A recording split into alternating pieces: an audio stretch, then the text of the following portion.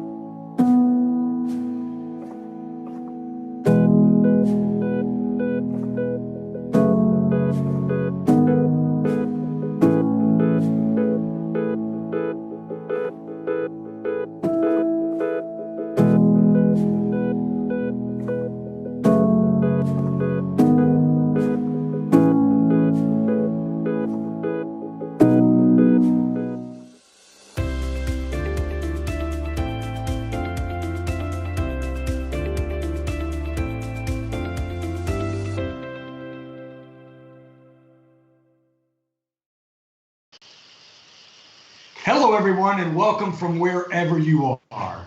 You have found Tightrope Talks. I'm Rusty Rueff. Some of you may know me as a Cornerstone member. Hey, Cornerstone family, long time no see. Others of you may know me as the co-host of the Faith Driven Entrepreneur podcast. And I am coming to you live from my home office here in Burlingame. Now, this is not the Tightrope Talks that we had planned months and months ago. Because you see, this is our first online virtual Tightrope Talk. And no, it was not what we planned. But here we are. You know, when you put these events together like this, you have to think way far in advance. And then you have to think about all the things that are happening around, the event to make sure that it's properly placed on the calendar. And, what today would have been in the Bay Area was a pretty busy day. A whole bunch of people from all over the Bay Area and from across the country and from around the world would have come here to run beta breakers this morning. And many of you would have been thinking about, tonight it's been a long day and the city's really busy and maybe the traffic's going to be really bad. And, I'm not sure I can get over to the Mission campus for Tightrope Talks tonight. That was taken away from us. And here we are. And we're doing our first live one. And tonight we're going to explore the idea of creativity in captivity. Now, I think if we would have rolled back maybe like 12 or 13 weeks ago, and we would have said, you know what, I think here's how we probably ought to think about the next Tightrope Talk. Let's do something live online instead of having people come over to the church, And we could have talked about it, and we would have had an idea about it, and somebody would have go, well, yeah, but that's just nothing but like a webinar. We would have said, yeah, okay, well then let's do something to make it more interesting. How about we all do it from our houses, and we all come really casual, like the way we live. And we probably would have dismissed that idea right out of hand. But some amazing things happen when creativity happens because of captivity. Because tonight we have with us people who wouldn't have been in San Francisco, who couldn't have gotten to the church tonight. We know we have people from all over the country, maybe even from around the world, tuning in tonight for this Tightrope Talk. And we want to thank you for that. And we want to say, thank you, Lord, for the blessing that you're giving us with technology to be able to do what we're doing. So tonight's event, it kind of lays out this way. It's going to be about an hour long. And, what we like to do is we like to always do our little signature thing at the beginning because, this idea of faith and work, the tension between faith and work, which is what the Tightrope Talk is all about. There's got to be that tension. And certainly we have lots of tension right now. But we want to make sure that we set things always up in the right way. And there's no better way to do that than with a biblical foundation. So Pastor Terry has actually prepared a piece for us to set up this idea of creativity in captivity. And then after we hear from Pastor Terry, Emily, who's an amazing interviewer, is going to take us through a wonderful session with our two guests, Alan and Carly Mask, who are going to come to us from their home in Santa Barbara. See all the great things that we can do that we didn't think we were going to be able to do? This is awesome. So I'm going to turn it over to Pastor Terry, then it'll go to Emily, Alan, and Carly, and then I'm going to bring it back around and we'll close us out. So let's have a lot of fun, and Pastor Terry, all yours. Hey, thanks, Rusty. Really appreciate that. You're a great friend. And I want to say hello to all of you. I love you very much. I want to bless what we're about to do here. I'm given the assignment of laying a little biblical foundation for what we're exploring, this idea of creativity in captivity. How can we be a creative people in the midst of a season that feels like we're confined? And it's a little bit hard. How the Lord wants to remind us of what he can do when we allow him to just work his creativity through and around us, in us, right? He's the creative one. I was thinking about a passage. In fact, I had a couple ideas in my mind, just biblical pieces. One of them was from the book of Isaiah 43. And this was written to a people The nation of Israel had found themselves in a captive place. They were confined. They were not free. And they looked like they had no real future. And God was reminding them through his prophet never to underestimate what he could do, that there was going to come a time when their season of captivity, not maybe identical to ours, but also in some ways some similarities, when their season of captivity was going to come to an end, and God began to speak to them words of promise. And one of the great promises that he gave was found in Isaiah 43, and I'm just going to read it to you again. It was so hopeful and so good and so beautiful. This is what he said. The Lord spoke through Isaiah saying, "Do not remember the former things, nor consider the things of old. Behold, I will do a new thing, and now it shall spring forth. Shall you not know it? I'm going to make a road in the wilderness and rivers in the desert." What a great promise that was. I will make a road in the wilderness and rivers in the desert. It was a promise of God that he was going to do something remarkable out of a situation that looked really, really bad. That God's creativity was going to be on full display for his people. And of course, God is a creative God. He's the creator. He's the one who spoke this world into existence. Out of the dark void comes life. Not only that, God was the one who solved the human dilemma, the problem of the human experience, the problem of sin and death. How did God solve it? The creativity of God was on full display when he sent his only begotten Son. The creativity of God was on full display when he sent us Jesus. And in Jesus, there was the gift of God, the answer of God, the creativity of God, doing for us what we could never do for ourselves. God has a pattern of provision for people when we find ourselves, for his people, when we find ourselves in a captive place. God has a way of being creative. It's what he does. And when we walk with him, that's the kind of people we're supposed to be as well. I love the promise, though, that God gave to Israel, that he was going to do something new and special and beautiful, and could not and would not, and maybe it for surely will be the situation with us as well, as we walk out of this time of confinement and captivity, that we realize that God is wanting us to be creative in our thinking, to be open to new possibilities, to see things differently, to use this as a time to be hopeful and optimistic, to explore with our dreams, and to think about adjustments that we can make that we wouldn't have seen otherwise. You know, the desert beauty. And I love the fact that he says, I'm going to be like rivers in the desert. Think about that. The desert is a desolate place. It's got death in it. And yet the Lord was saying it was going to spring to life. When the water hits the desert, the dry ground bursts forth a unique kind of beauty. It's a kind of beauty that is different than any other kind of beauty, because it's the beauty that flows out of a wilderness place, out of a place of deprivation, right? And that beauty is unique. What comes, there's nothing quite like it. And I think the reason for it is because of the conditions. And I know you're hearing what I'm saying right now. I think the conditions, these desert-like conditions, this situation that we didn't want, that we find ourselves in, these transitions that we're getting ready to make, provide us with the opportunity for a unique kind of beauty, a unique kind of creativity, right? Something special that God's about to do that can't really happen in any other way, in any other time, in any other place.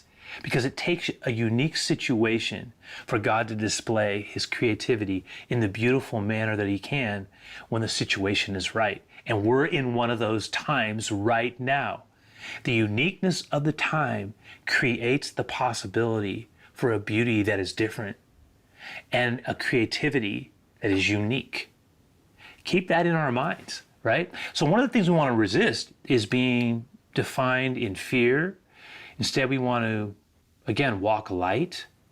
We want to keep our spirit in a good place and not be afraid and panicked and overwhelmed in negativity, but to stay positive and optimistic, embrace the promise. That's what God was telling Israel through Isaiah. It looks bleak and it doesn't look good, but you need to retain your confidence in me and stay open to the new and beautiful things I want to do. And I know that's what God's saying to a lot of us right now. In a few minutes, we're going to explore that in a conversation. We're going to have a little exchange. And that's going to be a way of also stimulating our imagination about what God can do creatively when we welcome him in. But I want to pray that blessing over all of us right now. I do. The blessing of the promises of his word. The blessings that will inform our conversation and set it up, as it were, foundationally. And so, Lord, and just pray with me now, Lord, we're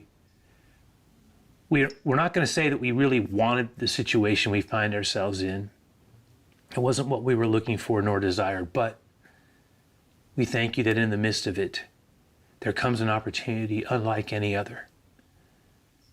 The ability for you to show yourself uniquely as a present, creative God who stimulates our imagination and shows us new pathways of refreshing. That Lord, this season has created a unique opportunity for you to display yourself in unique and special ways. And we want to be part of that story. We don't want to limit you. We want to just stay very open. We want to stay open. Creative God, create new things in us. Creative God, open up our creativity.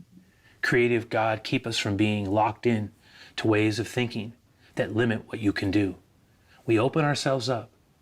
We open ourselves up to new pathways, and we welcome your presence in this time, in this place, in Jesus' name.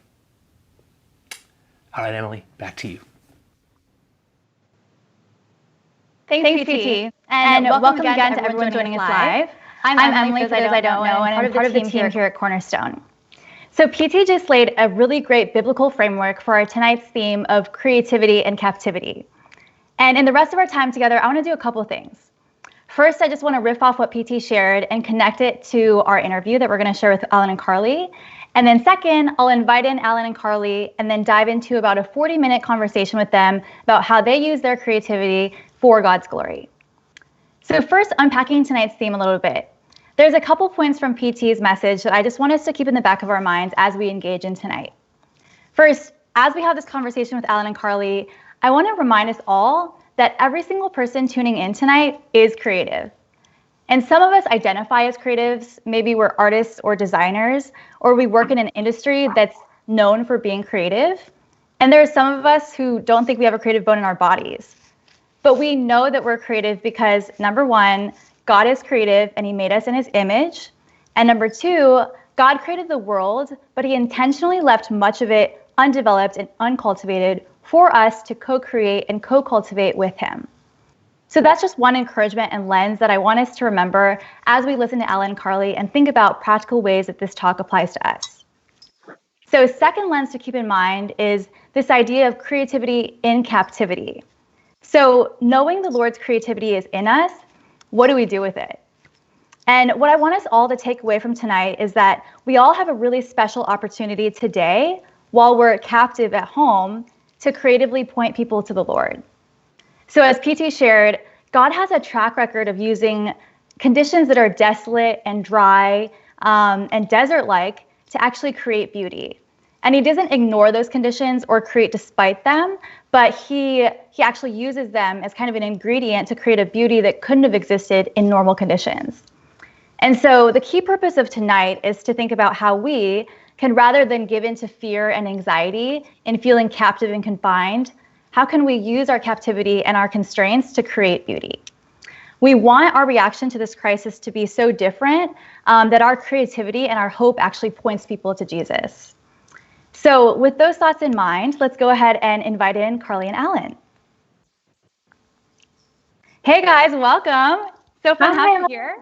Hey, Carly and Alan are actually friends of mine, so this is particularly exciting for me. So let me just give a quick background on Alan and Carly. So Alan is an executive at Sonos. He's led global teams at Sonos, Airbnb, and Google. And before all that, he was an investment banker at Goldman Sachs. He was featured on CNBC as the Wall Street Rapper. and he's won a VH1 award. He's also kept up with his music, and he just released his third full-length album. And rounding out our power couple here, Carly runs her and Alan's own company, Camp Digital. They create content for clients like Nike and Airbnb. She also runs her own personal platform with 17,000 Instagram followers. She's led global teams at Tilt, Monster, and Apple, and she is an award-winning photographer. And last but not least, if you can't tell, Carly and Alan are about to embark on their next journey together, and they're about 5 months into co-creating a tiny human. So Carly and Alan, thank you so much for being a part of this. Just to kick us off, is there anything I missed in your backgrounds that you want to highlight? I focus a little bit more on your resumes, so maybe share a little bit about your personal backgrounds and your faith journeys. Yeah, for sure. No, I think you nailed it for the most part. But hello, everyone. My name is Alan. I'm an extension of the Cornerstone family, have been for a long time. You may recognize me from some of the creative arts endeavors that I somehow continue to sneak myself into. So I'm super grateful for that and proud of that. I'm from the East Coast originally, from North Carolina. As Em mentioned, I have a background in music. I also have a background in design as well as writing, which will come out as we have our conversation shortly. But for the most part, I think you nailed it, Em. Yeah, you nailed it. I was just going to say that we used to live in San Francisco for a little over 7 years and found our church home and family at Cornerstone. And it's just been such a joy to remain connected to you all virtually, especially during these times. Now we do live in Santa Barbara, and we've been at home here, but you guys will always be a part of our home and where we started. Oh, thanks for sharing that. Now, I think like Rusty said, it's great that we get to take advantage of this. And I kind of feel like you might as well be in San Francisco right now. That's right. So I think one of the many reasons we're so excited to have you guys is because between the two of you, you've worn so many hats. And we have a really broad audience with us today, people who are freelancers, some who have worked at startups, some at corporations, some in ministry, some who are in transition and thinking about their next steps. And so I'm just excited for us to benefit from all the perspectives that you guys bring. So diving into this theme of creativity, do you mind just sharing a little bit about how creativity shows up in the different ways at Camp Digital, in your music, and also at Sonos? I know you're a chief of staff, and that kind of requires just being a jack of all trades. So would love to hear about how creativity shows up. Yeah, absolutely. I'll take it away first. Just touching on Camp Digital, like you said, we both co-founded Camp Digital, which is a boutique content studio, California-based, and I run that day-to-day as the CEO and managing partner. But Al played an amazing role in the foundation of that, and still, pops in here and there as he can and is able to. And being a small business owner and working with so many brands, from startups and small businesses like Handlebar Coffee down the street here, or Hotel California, and all the way up to billion-dollar brands like Nike and Lime, the scooters that you probably have seen around San Francisco and beyond, Keds, etc. We're constantly creating all of the time, and having to wear a lot of hats, still in the day-to-day, always trying to innovate and think about what's next, especially because we serve the social sphere, all the social channels and digital channels primarily with our work. So it's constantly staying up on trends and, creating content that's going to be engaging and hopefully make an impact. Yeah, for sure. And I think even from my perspective, being in a more traditional kind of corporate environment, I think it's easy to look at my role as chief of staff or other roles that I've held and kind of think about them as not being ultra creative, just because in my job description, there isn't anything inherently or obviously creative. But at the same time, I think almost everything I engage in is just as creative as when I was designing full time, or when I was working at the agency on a more full-time basis, or even in my work as a musician. And so even though I don't technically sit in creative review like I once did, and even though I don't have to write taglines or produce copy output like I once did, when I'm designing processes, when I'm leading people, when I'm trying to connect dots in the organization, my creativity manifests. And so that's in my day job. But also as a musician, I'm the music director for my own brand. So there are a number of musicians all over the world that I work with remotely to create my music. And of course, I'm still heavily involved with the agency, as well as some others that I work with in a consulting fashion. And so to me, whether I'm in my core role as a chief of staff or whether I'm doing something that is more obviously creative, the path and the process is always the same. It's just about what is it serving and what is its purpose. Right. And the reality is you can be creative no matter what industry you're in, no matter what role you're in or what season you're in. And excited to dive in a little bit more too about how this particular season has sparked sort of a different creativity for both of us. Yeah, those are great examples of just how different creativity can look in different settings. And like you said, in more corporate settings, it might not look overtly artistic, but there is something inherently creative about creating products, creating efficient processes, and creating team culture. So sometimes we actually need to open up our imagination about the definition of creativity. I want to dig a little bit deeper into the creation of Camp Digital. So what was the process like for you guys to start this together, especially for Carly, as I think you jumped in about 3 years ago full time. So maybe you could share what your vision was for it, anything you wrestled with initially to encourage people who are starting their own ventures, and what ultimately tipped you over the edge in terms of jumping in. Yeah, well, we both were able, like we said, to spend a lot of great time in the Bay Area working with those small startups and those big brands. And I think both of us saw firsthand the level of talent that people had access to creatively. And a lot of the small mom and pops and small entrepreneurs and churches and organizations sort of lacked that access, due to budgets and accessibility. And so that was sort of always, playing a role in the back of our minds. And my last role that I was working at was a company called Tilt. And I always said I would either work for Tilt or myself as the next step, because I was just so happy at this startup called Tilt. Fast forward, they eventually got acquired by Airbnb, which is where he was working at the time, ironically enough. And my option was to work for Airbnb, which he actually at that point had just put in his notice for a new job here with Sonos, or for myself. And so it was something I was very prayerful about, and we were prayerful about, and it just felt like the Lord was really clearly directing our paths towards so much newness, a new city, a new season, and then for me, a new role, a new job, a new venture. And it was that leap of faith that I ultimately had to take that first step and take that leap of faith, knowing that God always provides in every season. And like you said earlier, and Pastor Terry as well, in the desert, that's some of the most beautiful creation and fruit that we do see. So about 3.5 years ago, when we made the move here, that was the catalyst as well for starting Camp Digital full time. And it existed in some ways before then, just in little tiny shreds here and there. We needed an umbrella to do the creative work that we were doing as freelancers and as folks on the side. To your earlier point, Em, some people don't think about themselves as creative people. I think we've always thought of ourselves as creatives, and I think our faith played a big portion in that. The Bible talks about us being fearfully and wonderfully made. The Bible talks about God fashioning us in the womb and kind of knitting us in the womb as He is right now, even with our little one. And so to be created, is to have a connection with the Creator. And there was a sermon I heard at one point from a pastor I used to follow where he talks about if you insult the product, you insult the Creator. And so for us, we've always tried to attach our idea to this fact that we were created by the Creator. And we always want to feel led by God into every single thing that we do. And so even in more traditional corporate positions, we were still doing creative stuff on the side. And we were designing things here and there, writing scripts for this or helping with film productions here and there. We needed an umbrella under which to do that. And that was Camp Digital. And so then when she went full time and that catalyst actually came into our life, we had a nice little corner of the business already built, and she took it full time. I love that point that you both got at, that creating things takes faith. And in a way, it's an encouragement to all of us that we can perhaps create with more boldness because we know where our ultimate security lies. Not that we become reckless, but that hopefully we don't fear failure or rejection as much as the world does. So you both shared a bit about how your faith impacts your creativity, but I'm curious, as your faith has grown, how has your creativity evolved alongside it? Are there any defining moments, for example, in your faith where you look back and you associate specific pieces of music that you've written or content that you've created, or how does that kind of correlate? Yeah, I think as an expression of my creativity, whether it's personal or professional, I try to have at the heart and center of it the way I've lived my entire life, whatever God's doing in my life, whatever God's speaking to me.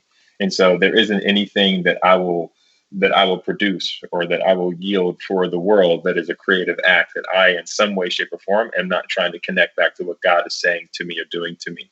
I mean, even in my last album that you referenced, I put out a record called Feast in January of this year. It's a big piece, it was a creative project in so many different ways that was designed to challenge me, which is a separate conversation for a separate day. But even Rusty, who kicked us off today, there were a couple sermons that Rusty gave a couple years ago that were the inspiration for a song that I have in the middle of the album called Manifest. And it's a song that's basically this open prayer where I'm wrestling with God about what he's speaking to me and what he's doing in my life. And so for me personally, I try to bring my faith and how it's evolving into every single thing that we do, because I think about my creativity just as much as my overt worship as being an act of worship to the Lord. And so I always want to be able to look back into every single thing that I'm doing, whether it's obvious, like a song that's about God, or whether it's hidden because it's in some graphic treatment for an advertisement for a corporation. I always want to leave myself Easter eggs or reminders of the fact that my creative acts are just as much to point to me how God is moving in my life as he is in others. That's really good. And one of the things I admire so much about Al, by the way, is that, I mean, he's worked, like you said, so many places, from Goldman to Google to Airbnb to Sonos, Connect, a small startup he worked with at the time. And, he's had the opportunity to come in really well, but also to leave really well those companies. And the resounding theme that I always hear from people that he gets the opportunity to work with is that, non-believers and believers recognize that there's something different in him. And I think what's so unique is that the platform and the position that he's been in, he's been able to have real influence and make a real impact in the name of the Lord, and just be such an example and such a model that I know inspires me, like, on the daily as well. So sidebar. Sidebar. But moving into the Camp Digital side, we certainly, of course, try to always use faith as our compass, and that can, it manifests in so many different ways, from the types of clients that we try to attract and that we ultimately are able to engage with, to the way that we look at, supporting our team and investing in them, during this time. One of the things too, an area where Al led really well, we talked about when the pandemic first broke out, is that we knew that there was fear in some of the people's minds, I'm sure, that we worked with. We have one person on our team in a more full-time capacity, but we operate with a lot of contractors. That's how we're able to scale out, and freelancers as well. And so we chatted about it, and we first and foremost wanted to make sure that she felt 100% supported through the end of the year, even if that meant us, financially taking a hit, just because we wanted to sort of treat our neighbor and love a neighbor as we would ourselves. And we wanted her to feel really at peace, and we knew that the Lord would provide, and that even if there was a desert for a few months, we know that there would be longer term fruit just because of his faithfulness that we've seen season and season again. And same goes with contractors and freelancers. We've been trying to be as intentional as we can about reaching out to ones, knowing that we have certain projects coming up, and letting them know that we still want to keep them in the fold and support them and work with them as much as possible during this time. So on the Camp Digital side, those are just a few examples of how faith has manifested and how it is something that we try to use as our compass. That's great. I love what both of you said, and it kind of alludes to what Alan said earlier, that art reveals the artist. And so as we grow to love God more and more, our art reflects him more and more, because our art is really just an overflow of what we love. And then Carly, I think the point that you hit on loving people, ultimately we are called to create disciples first and foremost. And so I think the ways that you've shown how you love your people, I'm sure that's already been glorifying to God, both directly and indirectly. So I'd like to hit on a little bit. So in the same way that faith can inspire content, in some ways it can also give some healthy constraints. So I'm curious if there are ways that your faith impacts either the content you do or don't create, or the clients and campaigns that you do or don't agree to take on.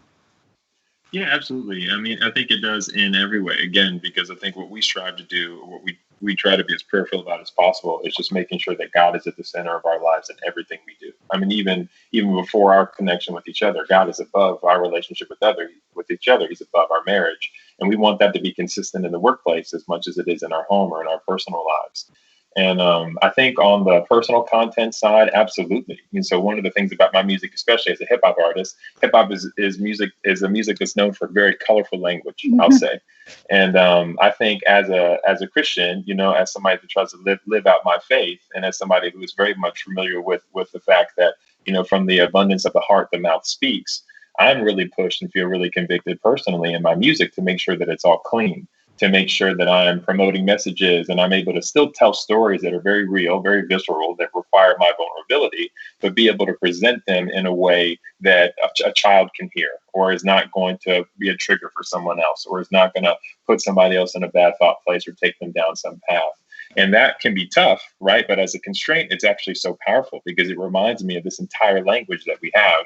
And even while it may seem hard to avoid 4-letter words, it's actually pushed me deeper into my relationship with language and how I think about telling the stories that illustrate my life. And so on the personal side, I think absolutely. And on the professional side too, it's a little bit tougher in the jobs that we're in directly, our corporate jobs that pay our bills. It can be harder for me to walk away from something in my core role now than it is in our own personal business, but you still have to do it. Like there isn't any situation that I'm going to walk into from a work perspective that's going to be a contrast to my faith. I remember there was a situation where I was working very closely with one of the CEOs I used to serve. And we were one heavy, hardcore weekend. We were preparing some big keynote that had to go to the press. And I remember we were working all through the weekend and I had to just miss the Sunday morning because of church. I was in San Francisco. And it was like, hey guys, like I'm out of pocket for these 3-4 hours here because I have to go to church. And it was like this really taboo, uncomfortable thing. But it was like, no, like if I can't leave to go worship my God, then I should not only not be in this place, like in this project, on this team, I cannot be in this place. And so you're restricted there, but you still have chances to live out your faith even in those roles. And I'd say to round it out, even on the personal side, the small business side, there's certain clients, of course, that may represent products or services that are inconsistent with what our beliefs are, where it is that we want to go. We luckily haven't been in that position yet, but I'd like to think that if we're interacting with a piece of creative on a client we do have, or a client who's the nature of their business is in contrast with how we want to live our life and what we want to project or represent, we would have a tough conversation about that. And I'd like to think that the Lord would lead us through making the tough decision. And so absolutely 360 from a personal perspective, from a corporate perspective, and in our own business, we again try to view every single thing through the lens of our faith and trying to make sure we honor God wherever we can. Right. And I think that one of the best pieces of advice I got from someone at some point was that if it's not a heck yes, it should be a heck no, and sort of putting on that filter. I mean, that's like it's just a very boiled down version, but thinking about that filter, the lens at which you filter content through, or you filter decisions through, or you filter making that decision to take on a client and to engage with someone or not. I think that can resonate, and that could be, an easy one to remember. I know that it's definitely informed the type of content that I put out on my personal channel as a micro influencer, or the types of content that we're creating in conjunction with brands. So that's been one in terms of like a constraint or a box or a boundary that sort of focused us in, so that it can point back towards our faith a bit more. The other thing is that one thing that's really important to us is just, making sure that diversity is also represented and included. And so being a small business owner, I have the, sort of freedom, the luxury, the ability to make sure that our creative is also informed by something like that those values that matter so much to us, being an interracial couple, interracial marriage, being a female in a more male dominated sphere sometimes, and kind of ensuring that the content that we do have a role in, like Al said, sometimes we can have more of an impact than not on a decision, but making sure that we also wear that hat so that we can bring content that's representative of God's kingdom to the world. That's so great. I feel like that's such a countercultural approach. Usually people ask the question, how far into the gray can I go? But it sounds like with the heck yes, heck no mentality, you're asking what's most God honoring? How can I stand up for these issues specifically with racial justice and specific issues that you care about? So that's a great example of how choosing the right constraints can actually free us up more and allowing us to submit to the right constraints under the Lord. That's right. So I want to dive into constraint a little bit more. Obviously, we're all in a different environment right now with shelter in place. So I'm curious how that's impacted your work, I guess, across all platforms. Just some of the challenges that you've come up against and how you've been approaching those. Yeah, it definitely has changed a lot, especially since we don't have at our fingertips the things that we're used to. I mean, you can even think about it from an artist perspective. Imagine not being able to go into the studio that you're used to, maybe because you have to commute to it, or maybe it exists in a place where you can't social distance and you don't have your monitors, you don't have your speakers, you don't have the type of pens and the pads you want. It can be very disorienting. And so I think even if you use that small example and you would apply it to every aspect, only being able to go to the grocery store once or twice a week, like not being able to even leave home, even if you are blessed to the point where you have enough personal space. And so I'd say it's honestly changed almost every single thing about how we create and how we exist. But at the same time, those constraints, again, have been really helpful, because I think endless creativity can be just as much of a challenge as limited creativity, because you don't necessarily know where to stop it. It's like one of my good friends, Zach, has a quote that he says all the time: when you don't know where you're going, any road gets you there. And so by having some sort of constraint on your life, whether it's I only have these hours, or I'll give you the example, even in music, I only have certain musicians I can work with right now because I'm limited to working with musicians that have their own recording setup. And so that totally changes the way of this entire wave of music that I had already planned to put out in 2020.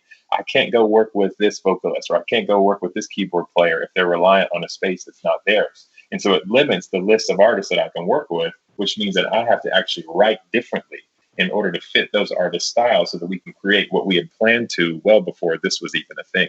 And so what we're trying to do is embrace the fact that, okay, cool, well, even though some of the people that we work with, even from a corporate perspective at Sonos, a lot of the people that I Zoom with every day, they have kids, and, their kids are crawling all over the table and it's stuff because they're having to balance being a parent and being a chef and being an executive at the same time. And so even from a corporate perspective, it forces you to work differently. We have to think about the amount of time we spend differently. We have to simplify the work that we do in a new way. We have to prioritize it in a new way. We have to give it different levels of focus so that we can get it done. And so I'd be lying to you if I told you it didn't change everything, but it's given us some new angles to get behind our creativity. It's given us new tools. It's given us new perspectives. And from a faith perspective, for me, it's been so powerful to see God, how close he is to the work that we do.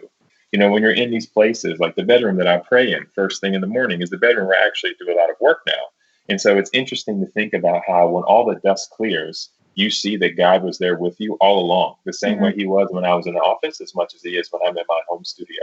And so it's been so incredible to find new patterns and to build new routines and to actually see where God is when you actually have the quiet and the space to focus, even if you think you have no time to focus because everything else has been upended. If you just flip it on its head and even look at the small part you have left, there's such incredible work you can do there. What were you going to say? I didn't make a Yeah, no, you made a lot of the points that I was thinking, which is great. I think that like words that stick out to me is patterns, positivity amidst the pandemic, because I, especially in the early days, had a really bad attitude about everything, focus on what I couldn't do, focus on what wasn't the same, being pregnant amidst the pandemic and all of the hopes that I had that now felt like disappointments. So learning to like pivot and change that perspective was the other one, was huge. And Al was such a positivity anchor in that for us. And during this time, during the desert, that's when you cling to the Lord. That's when you're thirsty. That's when, he reminds us that he's always here. He is the constant. It's us who are, is moving away and being distracted from him often. The other day we were on a walk and Al was saying, like, isn't it just amazing, like how we've been able to just like see and like listen and taste differently and, cook and just to really feel with all of our senses in a different way. And I think that's sometimes where we are feeling the pain, right? Because this is not a normal, it's our sort of new or interim normal. But all of those things are things that have also, forced or fueled us into creativity, being able to make, handmade pasta together, being able to make homemade waffle bars on Sundays as we watch our church service digitally. And then just as that sort of relates to Camp Digital, there was a lot of uncertainty at first in terms of how is this going to affect Camp Digital. I think we all want to know immediately when we're unfamiliar with something, how is this going to affect me? How's this going to affect us and my world and our team? And, while certain clients pulled back in terms of budget for the time being because they furloughed, 200 people, 500 people, 1,000 people, and that was a sort of a natural pullback.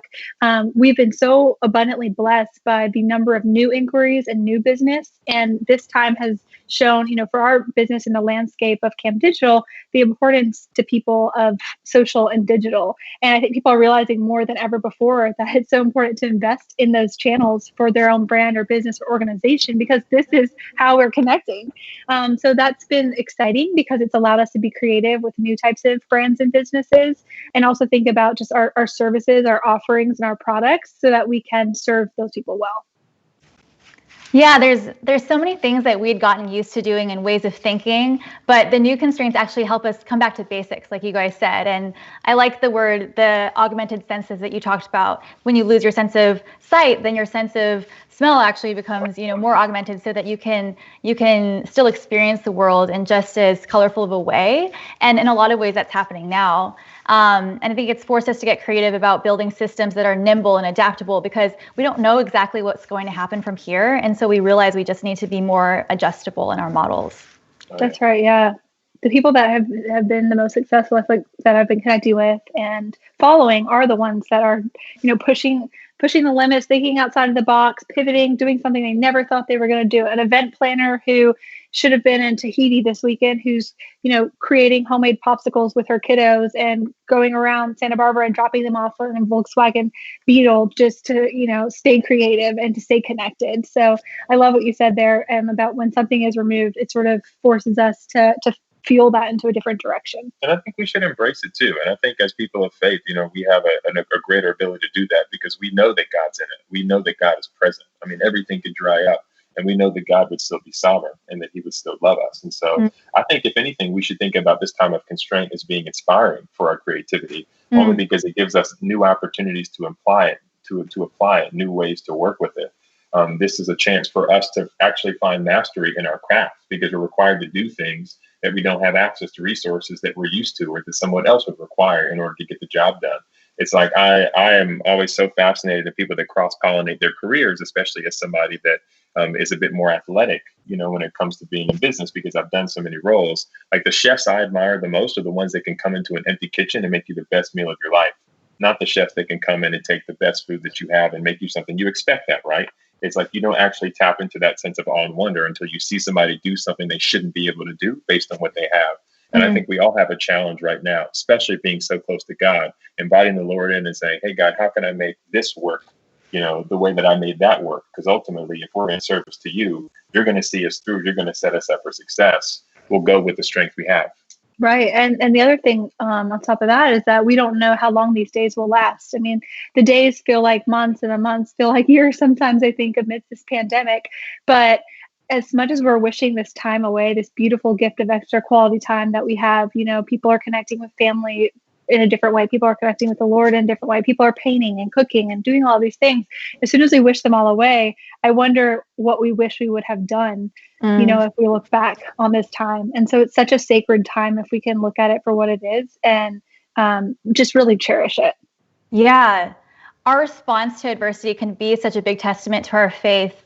And so actually, I'm curious for you guys, because you're so in the public eye, how do you balance being authentic about adversity and not shying away from the fact that it is happening, but also trying to stay positive and optimistic and shining God's light throughout it?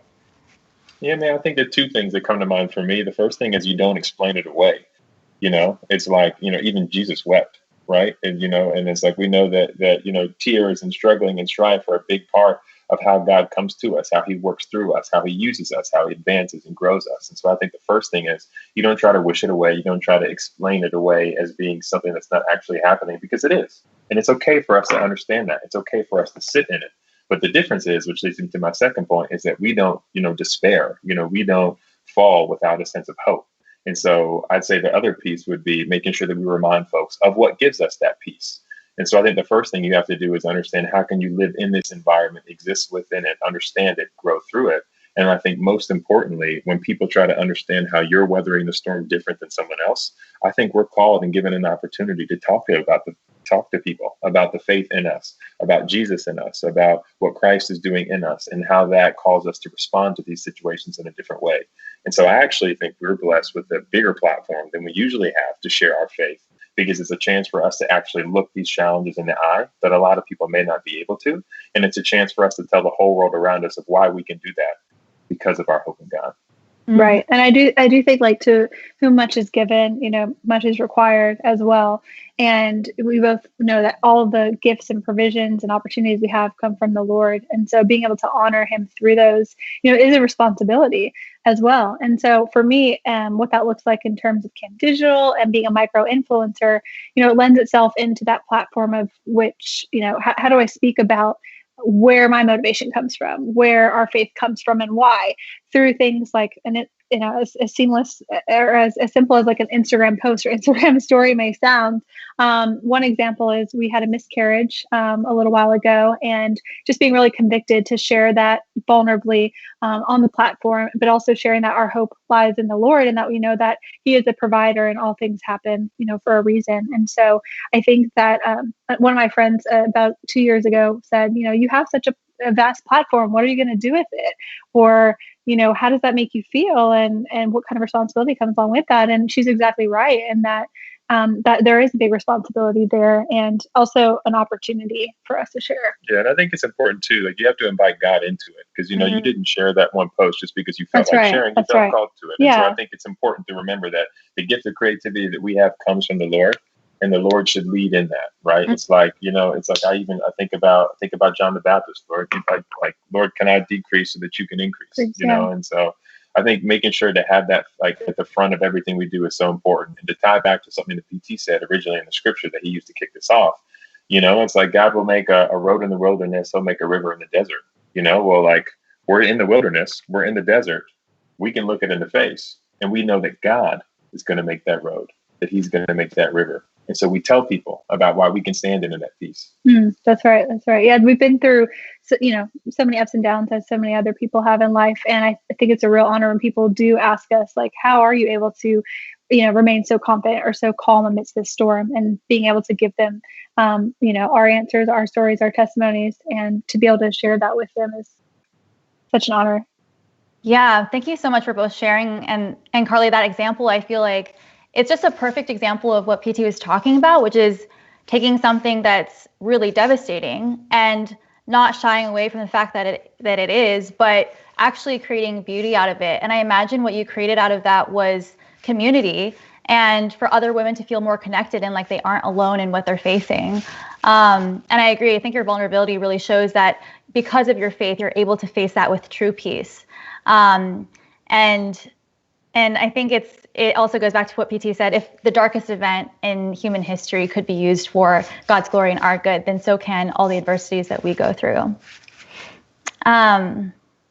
Well, I know we have just about 10 minutes left, so I want to get into some fun stuff. So in this new environment, what are some new things that you guys have been creating, and how do you get inspired and stay attuned to what the Lord is wanting you to say through your platforms? Yeah, I think Carly mentioned before changing up our routines and changing up our patterns. And so for us, we've been trying to be open.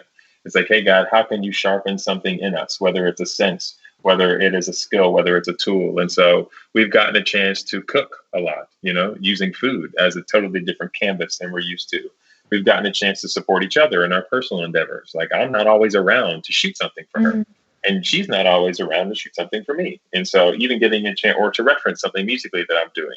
And so it's been interesting to think through what kind of time and space do we have now that we didn't have before, right? It's like you think about all those things in our lives where we're like, oh my gosh, I couldn't possibly sit down to watch that documentary or read this book because I don't ever have any time.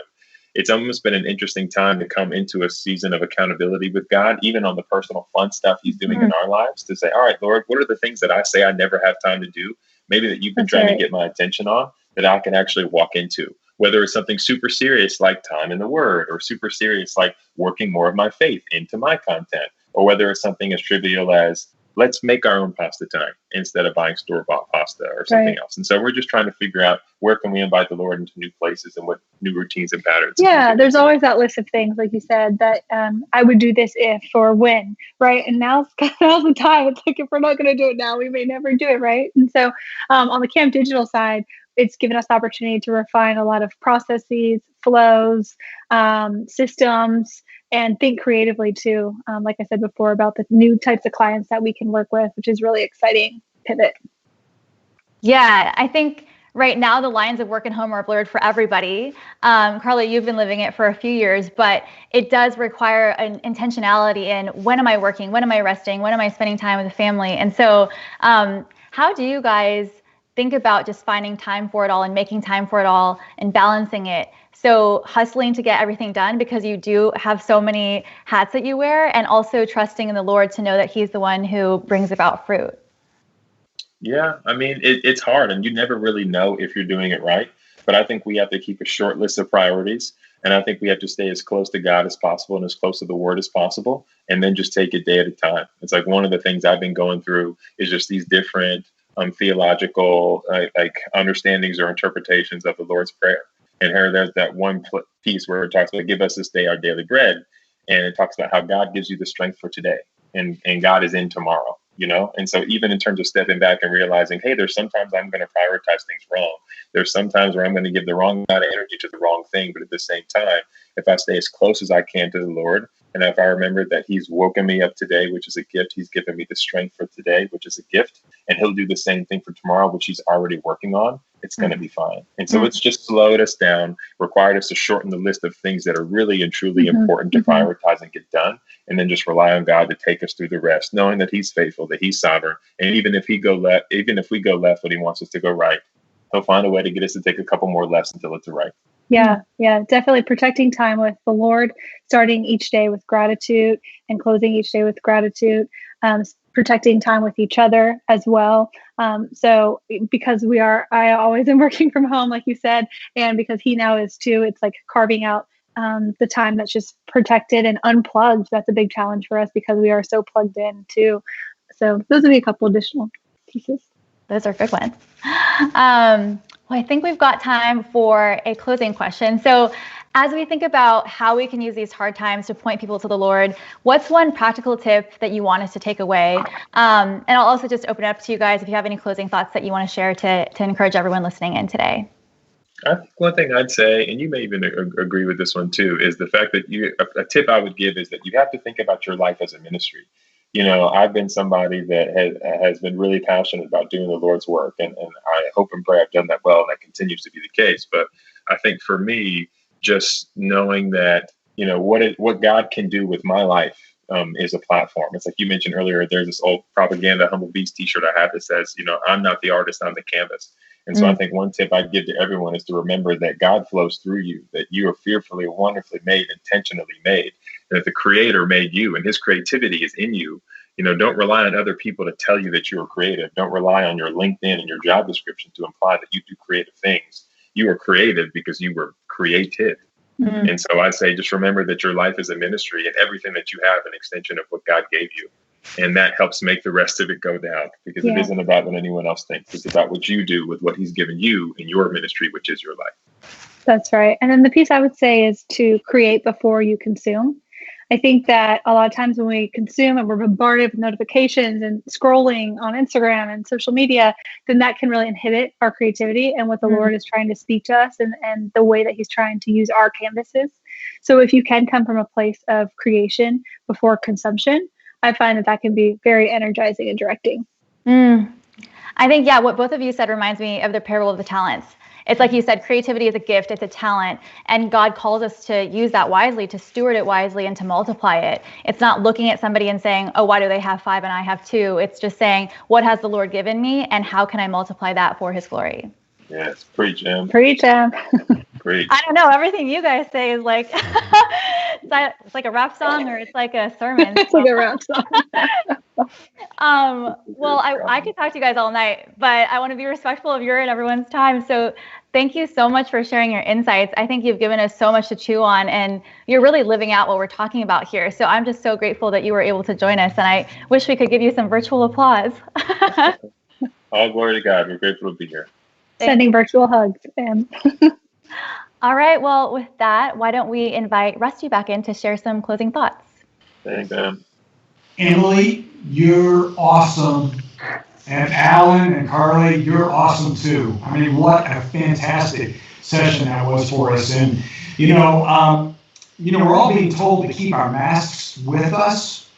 So we're going to keep the masks with us this week. Alan and Carly are coming back on Thursday night to be with us on Instagram Live, IG Live. And that's going to be this Thursday night at the 21st at 6 p.m. Pacific time. Now, why do I emphasize Pacific? Because we have people online right now from all different types of time zones. So it's going to be 6 o'clock Pacific time, and you're going to be able to put your questions in. And in fact, right now we're going to bring up on the screen a way for you to not only give questions to Alan and Carly for Thursday night, but we also have a survey that we'd like you to fill out. This is for you. I mean, we do this to be able to bring something to you that you can grow in your relationship with Christ and also understand this tension and grow through the tension between your faith and work. So we'd like to ask you to go to the link that's there on the screen. Fill it out for us. Tell us the people you'd like to see, the topics that you might want to hear, and maybe, the way that we do this. Should we do this again like this if we can't gather again anytime soon? So, Alan and Carly, thank you. Emily, thank you. I just want to close this in prayer, if we could just do that for just a moment. So, Lord, we just ask you in this time to just bless Alan and Carly and Emily. And Lord, we ask you to bless all of those who have been with us in this online time. And Lord, we just thank you for this technology, the technology that allows us to gather together, even with the things that work and don't work. But Lord, we thank you for being with us during this time. And as Pastor Terry said, in the midst of all of this, Lord, let us see the possible. Let us be the creators for you that you want us to be. And let us shine through this time that does feel like captivity and confinement. We know that. But Lord, let us be the shine for you, and let us bring our creativity to expand your kingdom. So Lord, we pray all these things in the name of Jesus. And everybody, thank you so much. And Alan's going to actually sing us out. So Alan's got a song, Times Like These. He's going to carry us out. So thanks, everybody.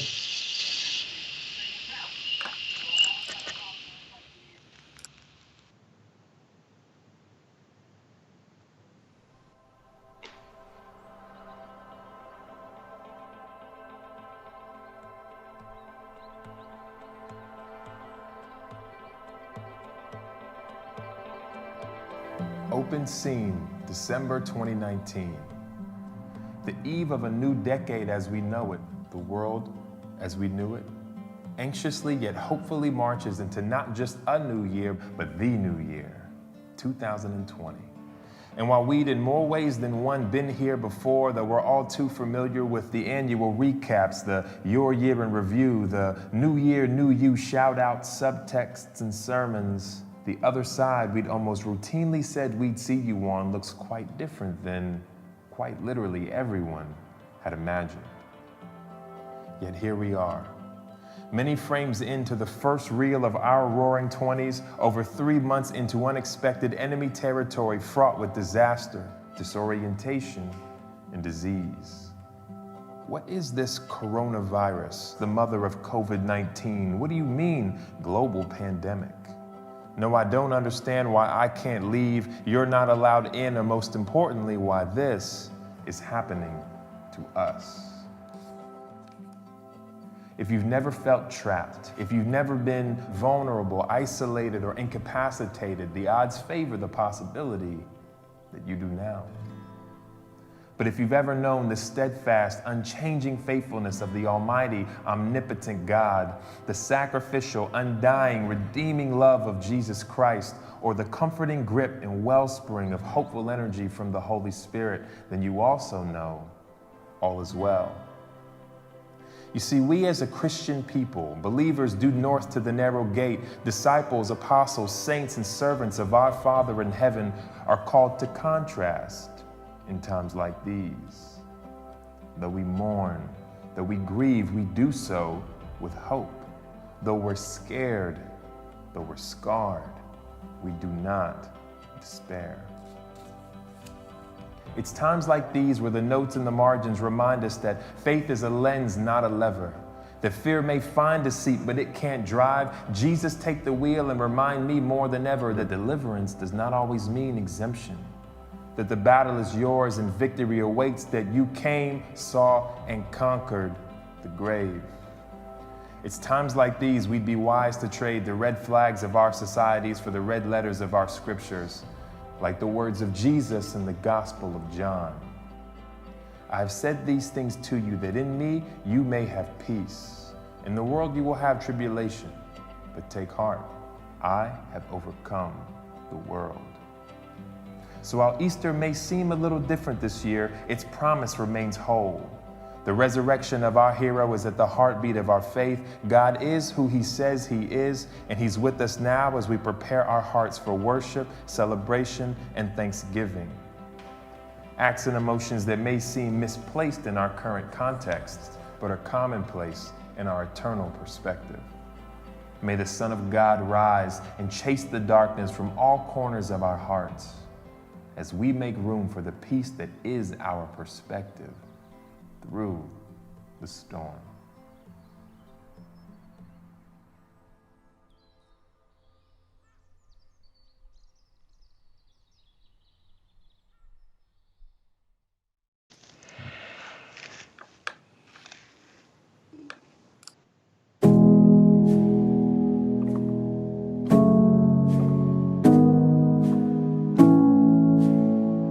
Anything else?